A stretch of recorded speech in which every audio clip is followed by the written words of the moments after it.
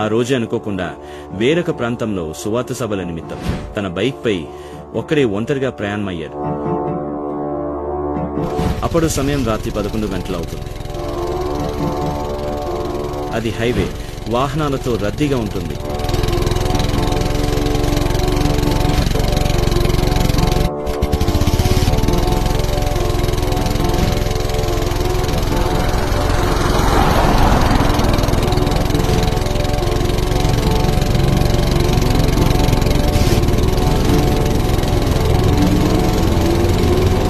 కొంత దూరం వెళ్ళాక సడన్ గా ఏమైందో తెలియదు కానీ వెనుక నుండి వేగంగా ఒక కారు వచ్చింది. మైకేల్ బైక్ ఢీకొట్టింది. వెంటనే మైకేల్ రోడ్డు పక్కన పడిపోతాడు.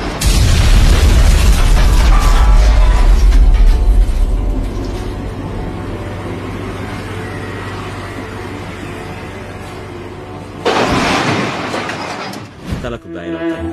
ఆ సమయంలో ఎవరు కూడా అతన్ని చూడరు. తలకు గట్టిగా తగలడం వల్ల అతను చనిపోతాడు. మర్నాడు ఉదయం అక్కడికి ఒక వ్యక్తి వచ్చి చూసి వెంటనే పోలీసు వారికి సమాచారం అందిస్తాడు. వెంటనే పోలీసులు అక్కడికి చేరుకుంటారు.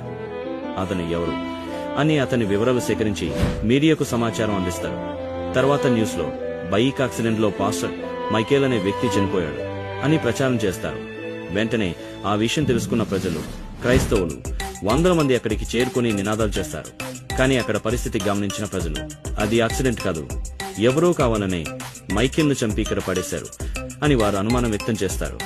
వారి అనుమానం ప్రకారం సీన్ ఒకసారి వెనుకకు వెళ్తే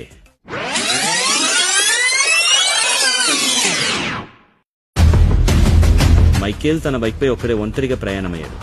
అప్పుడు సమయం రాత్రి 11 గంటలవుతుంది.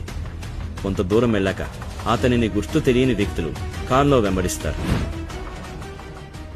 తర్వాత అతని బైక్ ని క్రాష్ చేసి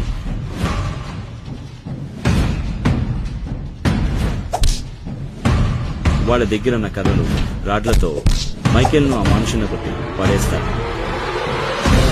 కానీ మైకేల్ అక్కడి నుండి తప్పించుకుని వెళ్తాడు.